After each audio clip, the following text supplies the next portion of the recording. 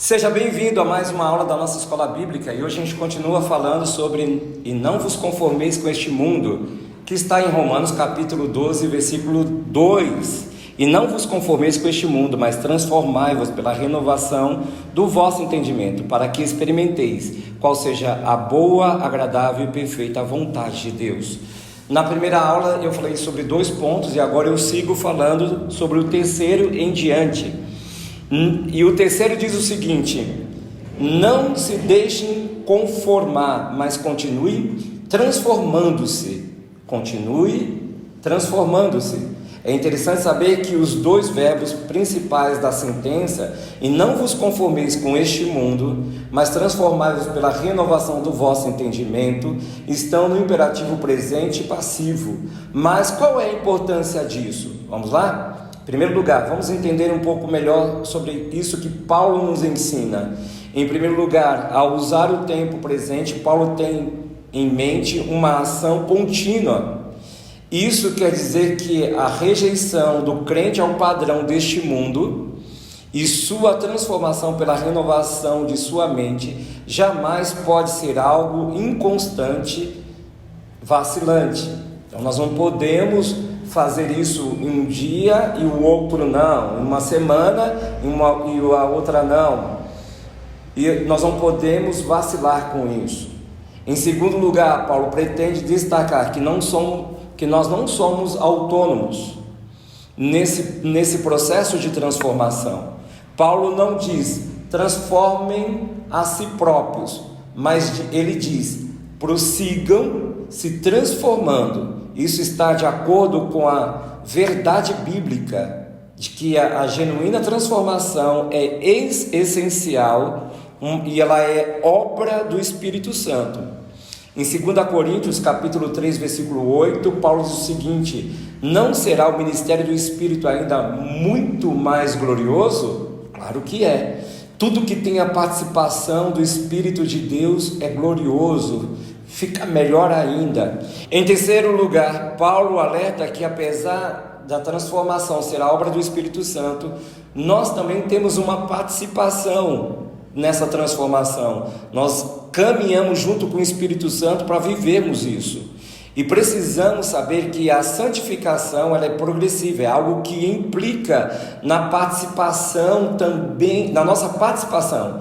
Então o Espírito Santo vai fazendo a obra e eu vou me condicionando àquilo que o Espírito Santo vai fazendo. Em Filipenses capítulo 2, versículo 12, diz assim: assim, meus amados irmãos, como sempre vocês obedeceram não apenas em minha presença, porém muito mais agora na minha ausência, ponham em ação a salvação de vocês com temor e tremor. Versículo 13: pois é Deus quem efetua em vocês tanto o querer quanto o realizar, de acordo com a boa vontade dele. Olha que coisa extraordinária. Ponha em ação a salvação de vocês, que haja uma participação, que vocês estejam envolvidos nessa transformação, nessa obra que o Espírito Santo está fazendo em vocês. Em 2 Tessalonicenses capítulo 2, versículo 13 em diante, diz o seguinte: mas nós devemos sempre dar graças a Deus por vocês, irmãos amados pelo Senhor, porque desde o princípio Deus os escolheu para serem salvos mediante a obra santificadora do Espírito e a fé na verdade, que é a palavra de Deus. Ele os chamou para isso por meio de nosso Evangelho, a fim de tomarem posse da glória de nosso Senhor Jesus Cristo. Portanto, irmãos, permaneçam firmes e apeguem-se às tradições que lhes foram ensinadas, quer de viva voz, quer por carta nossa, através da fala ou através da escrita. Se apeguem a isso, que o próprio Senhor Jesus Cristo e o Deus nosso Pai, que nos amou e nos deu eterna consolação e boa esperança pela graça, dê ânimo aos seus corações e os fortaleça para fazerem sempre o bem, tanto em atos como em palavras. Isso é algo extraordinário. O próximo ponto dessa aula é sobre para que experimentei qual seja a boa, agradável e perfeita vontade de Deus. Você deseja experimentar isso? Mas tem algo proposto para mim e para você. Após dizer, e não vos conformeis com este mundo, mas transformai-vos pela renovação do vosso entendimento, Paulo apresenta qual é o resultado de tudo isto. E qual será o resultado? Para que experimentei qual seja a boa, agradável e perfeita vontade de Deus, somente uma mente renovada, que resulta em uma vida profundamente transformada, dia após dia, pode experimentar a vontade de Deus. Você entendeu isso?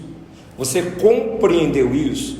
Você deseja viver a vontade de Deus, a agradável vontade de Deus, a boa vontade de Deus, a perfeita vontade de Deus. Somente uma mente renovada, que resulta em uma vida profundamente transformada dia após dia, pode experimentar a vontade de Deus.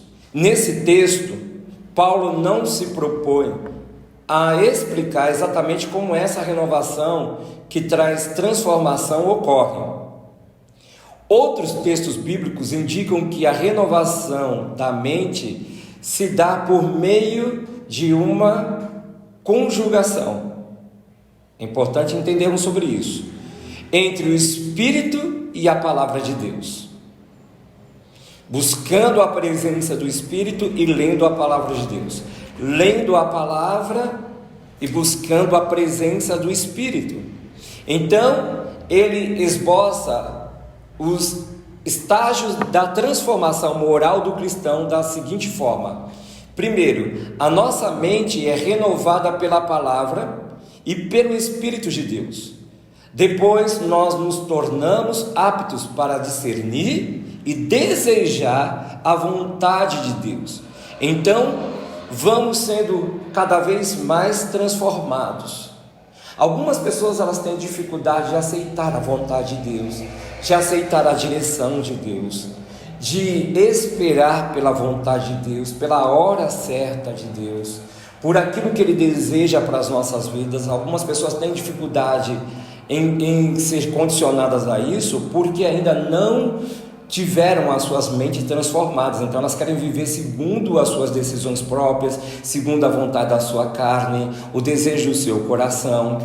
E aí elas terminam quebrando não só os princípios, mas invalidando uma série de coisas, aumentando ou diminuindo o projeto de Deus para a sua vida, mas depois elas querem colocar na conta de Deus.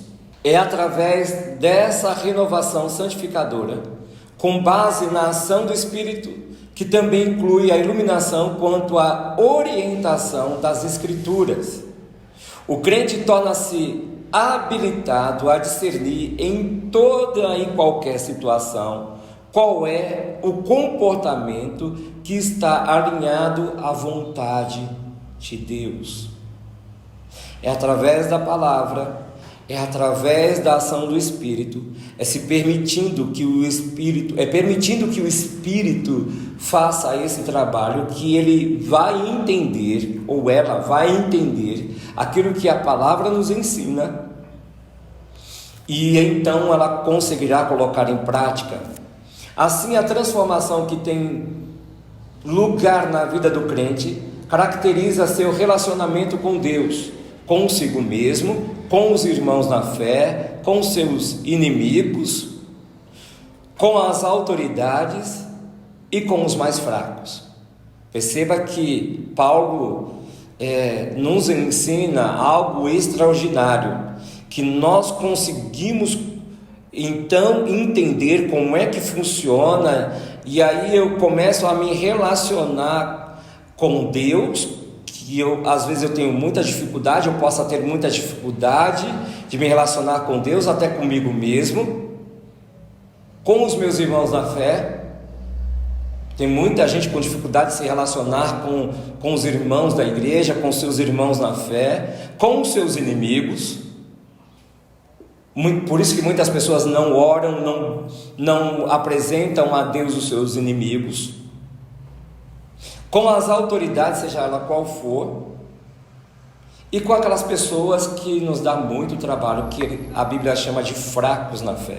Em Romanos capítulo 12, versículo 1 diz assim: portanto, irmãos, rogo-lhes pelas misericórdias de Deus, que se ofereçam em sacrifício vivo, santo e agradável a Deus. Este é o culto racional de vocês. Em Romanos capítulo 15, versículo 13, diz assim: que o Deus da esperança os encha de toda alegria e paz, por sua confiança nele, para que vocês transbordem de esperança pelo poder do Espírito Santo. Olha que coisa extraordinária. Quer transbordar de esperança, pelo poder do Espírito Santo, tem algo condicionado. Você precisa permitir que Deus encha a sua vida de alegria, de paz, mas isso só vai acontecer se você buscar uma transformação, se você não estiver condicionado a não se conformar com este século, com esse tempo. O próximo ponto diz assim: não vos conformeis com este mundo. Esta é uma exortação urgente. Aqui, mais uma vez, vale repetir a exortação de Paulo: não vos conformeis com este mundo, mas transformai-vos pela renovação da vossa mente, para que experimenteis qual seja a boa, agradável e perfeita vontade de Deus. Essa exortação é urgente para qualquer cristão, em qualquer época, de qualquer idade, e tanto faz se já é velho de casa ou não, se tem 30 anos no Evangelho, se tem 2 anos, 1 ano, 5 anos, 15 anos, ou se nasceu em um lar cristão, não importa. Todos nós devemos buscar essa transformação, todos nós devemos não nos conformar com este século, com esta era, com um sistema maligno, mundano. Nós não podemos celebrar o mundanismo, nós não podemos achar que aquilo que o sistema maligno está aí fazendo, propondo, seja uma coisa boa. Dia após dia eu preciso me perguntar, dia após dia eu preciso buscar, eu preciso entender: será que eu estou sendo transformado? Será que eu estou sendo moldado pela semelhança de Cristo? Ou será que estou sendo conformado por este mundo? Estou rejeitando todo tipo de comportamento que é contrário à vontade de Deus? Ou estou deslumbrado pelos valores pecaminosos e transitórios deste mundo? Eu preciso me perguntar, e você também: qual tem sido a nossa motivação em buscar uma transformação e vivê-la? Ou estamos cada vez mais parecidos com este mundo, com esse século, com esta era, amando mais esse mundo, desejando mais viver para esse mundo do que para Deus? Tenho compreendido o que de fato é isso? O que isso me leva a vivenciar, a viver? Tenho me lembrado que o mundo jaz no maligno? Ou será que tenho tomado um modelo do mundo como molde para a minha vida e eu tenho esquecido que a má companhia corrompe o bom caráter? Em 1 Coríntios capítulo 15, versículo 33 diz o seguinte: não se deixem enganar, as más companhias corrompem os bons costumes. Como está a sua vida? Como você está vivendo o Evangelho de Cristo? Como você está demonstrando a vida de Cristo através de você? Como você tem se comportado como cristão? As palavras que saem da minha boca, os livros que leio, as músicas que escuto e reproduzo e os relacionamentos que construo revela que sou alguém cuja vida está diariamente sendo transformada mediante a renovação de uma mente alinhada à vontade de Deus? Essa pergunta que você deve fazer todos os dias. É uma análise. Ou essas coisas apenas revelam que eu sou só mais um que entrou no esquema deste mundo? Como é que está a sua vida? Como é que está o seu comportamento? Como é que está a sua maneira de viver? Que cada um de nós possamos entender à luz da palavra de Deus que não há nada neste mundo mal que valha a pena imitar. Este mundo não tem nada que eu possa olhar e dizer, vou ser semelhante a isso. Eu estou falando de um sistema, estou falando de um mundo caído, pecaminoso, conforme aquilo que nos ensina a palavra de Deus. O meu padrão é a eternidade, é Cristo Jesus. Em outra parte, o apóstolo Paulo, ele escreve que a forma deste mundo, ela passa. Em 1 Coríntios capítulo 7, versículo 31, diz o seguinte: os que usam as coisas do mundo como se não as usassem, porque a forma presente deste mundo está passando. Os que usam as coisas do mundo como se não as usassem, porque a forma presente deste mundo está passando, está terminando, os dias estão sendo contados, finalizados. Mas a boa notícia é que a vontade de Deus, ela é eterna, a sua palavra é imutável. O que Ele quer para nós é algo bom, agradável e perfeito.